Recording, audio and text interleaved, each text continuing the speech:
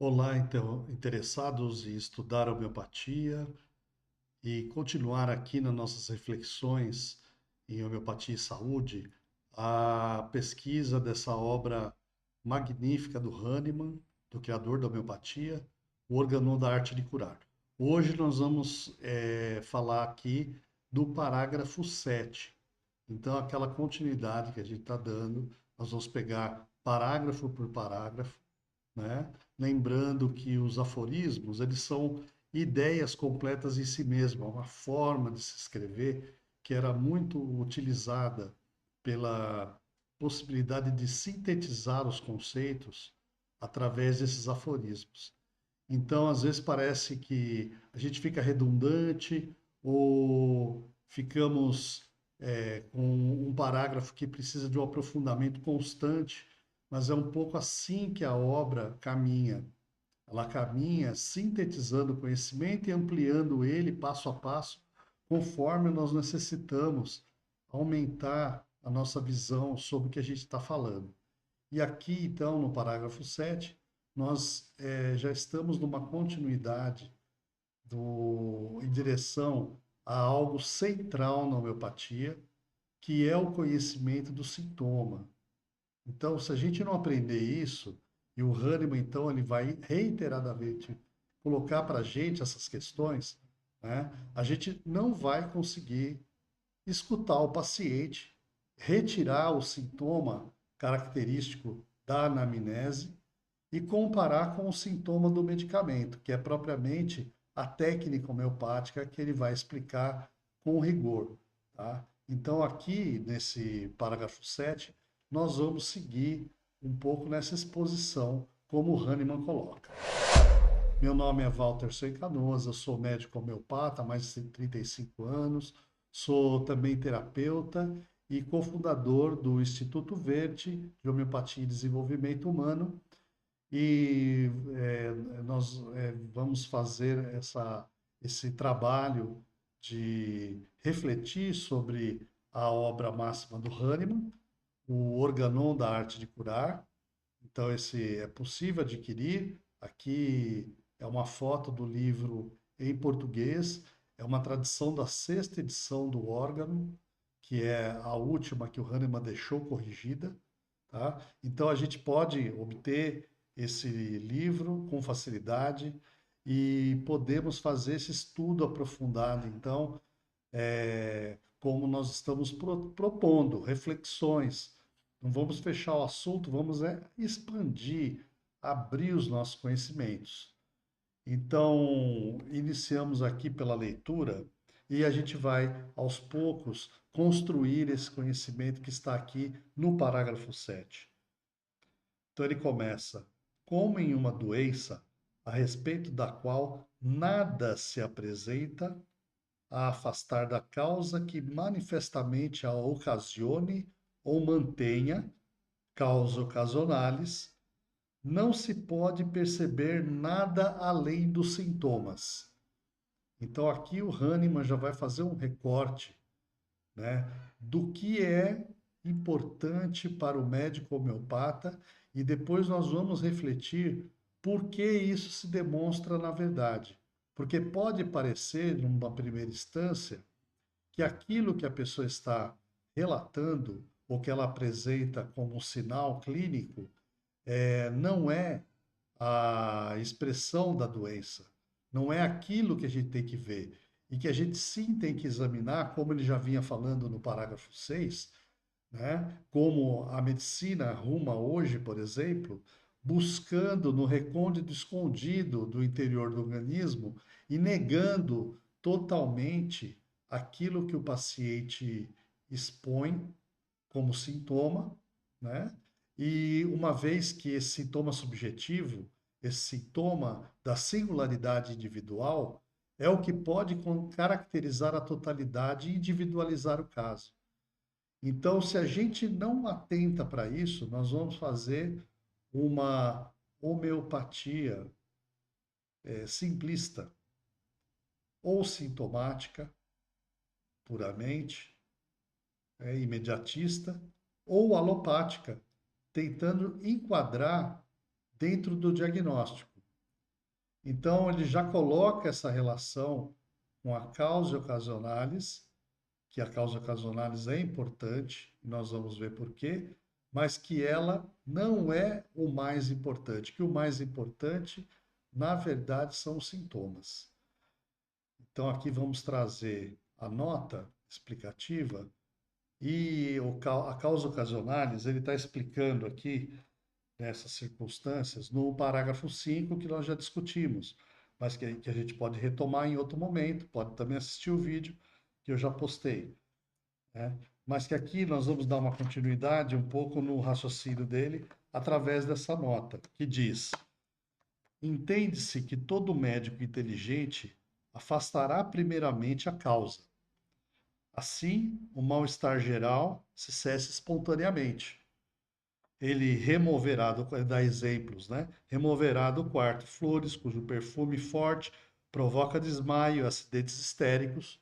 Como nós observamos ainda hoje nos hospitais, a gente deixa as flores fora, principalmente nas maternidades, né? As pessoas levam flor para a mulher e a flor fica fora do quarto, porque a pessoa no estado de doença, ela está com a sua sensibilidade, a sua hipersensibilidade acentuada e ela pode fazer sintomas só com o odor do perfume da própria flor. Por exemplo, removerá da córnea o corpo estranho que causa inflamação do olho, tirará do membro ferido o aparelho muito apertado que causa gangrena e aplicará um aparelho mais adequado. Descobrirá a artéria causadora do desmaio e fará as ligaduras, no caso de um acidente com rompimento de artéria. Procurará remover pelo vômito bagas de beladona ingeridas, ou aqui está falando o quê? Tirar os venenos, neutralizar os venenos, extrairá substâncias estranhas que tenham penetrado nos orifícios do corpo, né? A criança enfia um feijãozinho no ouvido, no nariz, né? Problemas coisas que estão entaladas na garganta, na uretra, no reto, na vagina. Então, o médico vai promover a retirada desses corpos estranhos. Triturará o cálculo vesical, abrirá o ânus imperfurado do neonato e etc, etc, etc. Então, as causas mecânicas ou as causas ocasionais, elas devem ser removidas pelo médico cuidador de tal forma que aquilo que é mantido por ela se esgote naturalmente, seja equilibrado pelo organismo, pela homeostase, e não se torne mais uma preocupação, restando apenas a reação do corpo que se manifesta através de sintomas. Então ele continua: é preciso, achando-se na presença de um possível miasma, e aqui ressalvamos o miasma, que é aquilo que se transmite, né, de uma doença para o ser humano, de uma entidade nosológica, que hoje a gente entende como uma alteração da energia vital, e observando-se as circunstâncias acessórias, como ele cita lá no parágrafo 5. Então, a gente pode retomar isso em algum momento. Que só os sintomas sirvam de guia na escolha dos meios próprios à cura. A totalidade dos sintomas, esse quadro da essência interna da doença refletida para fora, olha a importância, é o quadro da essência interna da doença refletida para fora, a expressão da doença através do indivíduo. Isso é, a afecção da força vital, aquilo que alterou a força vital, deve ser o principal e único meio pelo qual a enfermidade dá a conhecer o remédio de que necessita. Então, aí já entra o método de escolha do medicamento. O quadro da totalidade sintomática é um quadro que nós vamos buscar no que o medicamento provoca no indivíduo são. Então, a gente vai encontrar o melhor remédio possível nesse medicamento semelhante. O único meio que determina a escolha do medicamento mais apropriado, ou seja, em suma, a totalidade dos sintomas, deve ser para o médico a principal, a única coisa que ele deve conhecer em cada caso de doença e remover pela sua arte, a fim de curar a doença e transformá-la em saúde. Então, veja como ele enfatiza de todas as formas possíveis a importância de trazermos o quadro da totalidade da doença através de uma acurada anamnese, uma ausculta precisa, imparcial da confissão do paciente, mais aquilo que a gente pergunta, mais a cronologia dos sintomas, mas o conhecimento do terreno através do exame clínico e dos antecedentes mórbidos pessoais e familiares, né? Tudo isso unido a um diagnóstico homeopático, a gente vai poder, e isso vai ser bem estruturado por ele mais à frente, ter um quadro da totalidade sintomática que eu possa comparar com os remédios homeopáticos, os medicamentos homeopáticos experimentados no indivíduo são, e obter assim o melhor remédio para aquele paciente, né? Um remédio dito homeopático. Então ele segue aqui, tem uma nota, quando ele vai falar da totalidade, porque é um ponto central do conhecimento hahnemanniano. Deixa eu só dar uma ajustadinha aqui, menos, tá? Para a gente conseguir uma leitura mais adequada. Tá? Então, ó, em todas as épocas, a velha escola, a velha nova escola, porque ela se acha nova agora, né? A velha escola procurava combater com medicamentos e, se possível, suprimir nas doenças um só sintoma por vez. Não sabendo, muitas vezes, a que outro expediente recorrer. Esse é o tratamento sintomático. Eu isolo, eu vou dar um anti alguma coisinha, né? Então, essa uma unilateralidade que, sob o nome de tratamento sintomático, causou uma justa razão desprezo geral. É o paliativo, porque por esse meio nada se ganha, mas muitos inconvenientes daí resultarão. Isso me faz lembrar o patologista, o grande patologista brasileiro, Walter Edgar Maffei, que perguntado sobre por que não usar antitérmico, ele falava, ó, se o antitérmico diminuísse o curso da doença 1 minuto que fosse, então seria muito importante a gente até pensar em usá-lo. Mas ele ainda encobre os sinais, cortando o mecanismo natural de defesa do organismo primeiro, que é a febre. E um dia a gente pode, eu já tenho ouvido sobre isso, mas a gente pode conversar sobre a febre, e nós vamos ter aqui, o Hahnemann tinha a mesma preocupação, ele tem um estudo aprofundadíssimo da febre, né, que eu estou pegando aqui como exemplo, né? Por quê? Porque dando o medicamento, você está interferindo naquele processo vital, pode estar prejudicando, como muitas vezes a gente vê, inclusive levando a um quadro anérgico e à morte do paciente. Então, estatisticamente, isso acontece, e quando acontece com alguém, é 100% dessa pessoa.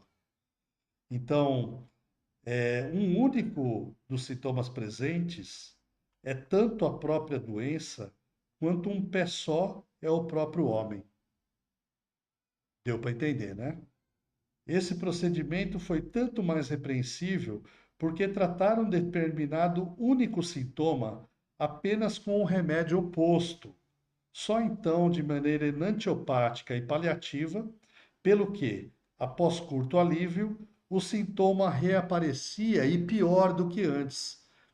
Então, levando a pessoa a ficar dependente tomando aquele sintoma, aquele medicamento, né?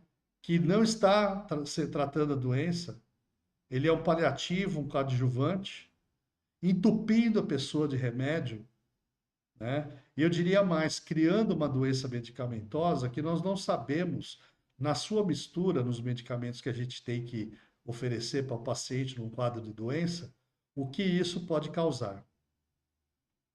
Então, além dessa totalidade sintomática ser crucial para o médico homeopata chegar no medicamento melhor para aquele caso de doença, aquele caso singular de doença, que as doenças não são iguais, elas são diferentes de acordo com a singularidade individual, né?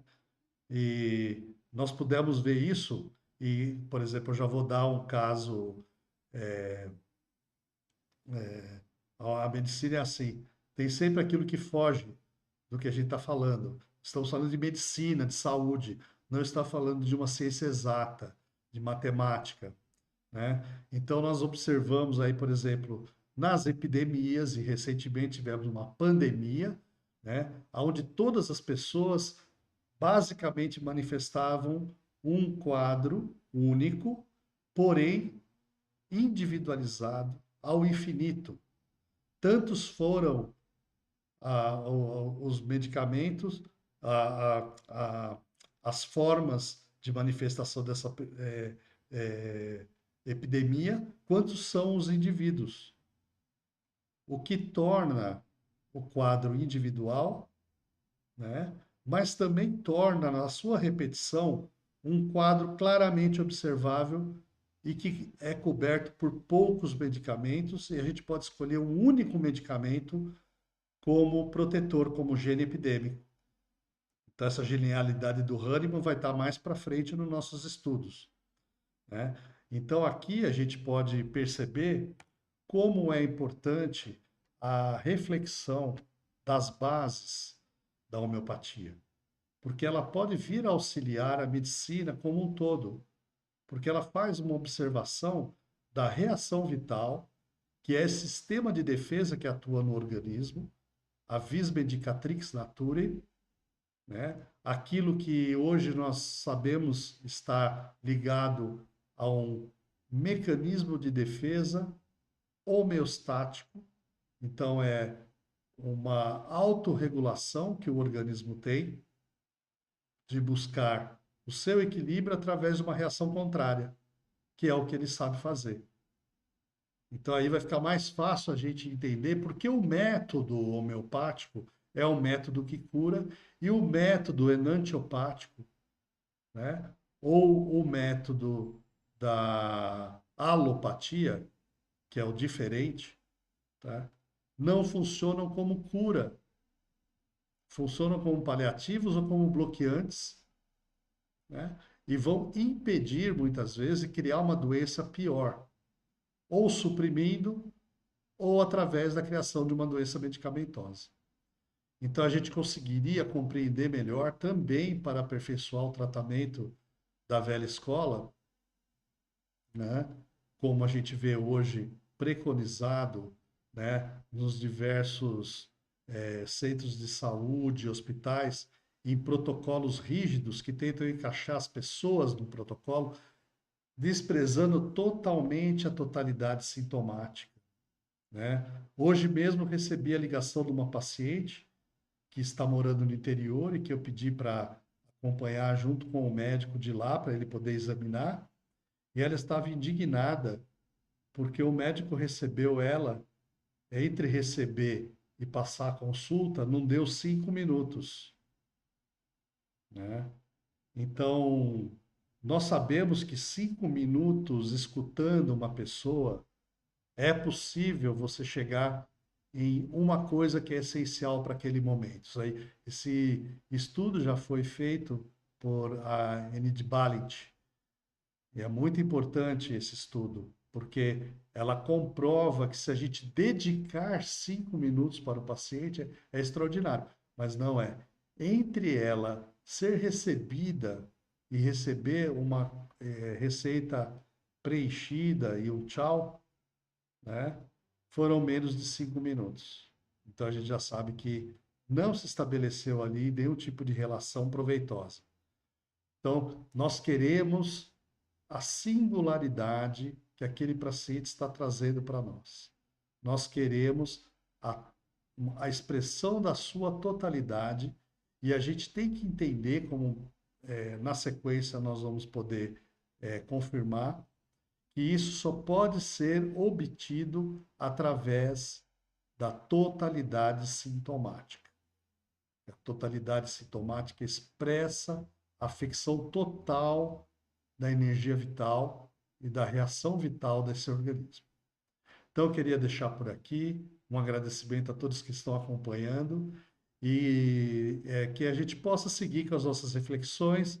Em algum ponto também a gente pode buscar uma certa troca também, né, que é muito mais difícil, porque aqui eu estou expondo, jogando para cima de vocês uma observação, né, em cima de um texto escrito pelo Hahnemann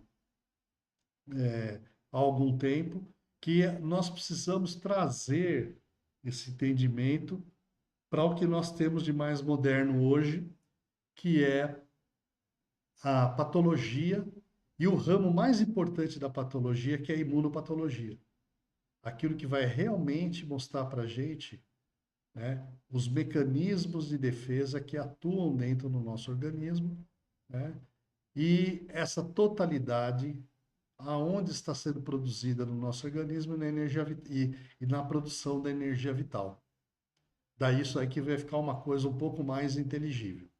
Então sigamos, tá? Eu agradeço a todos que estão acompanhando e até um próximo vídeo.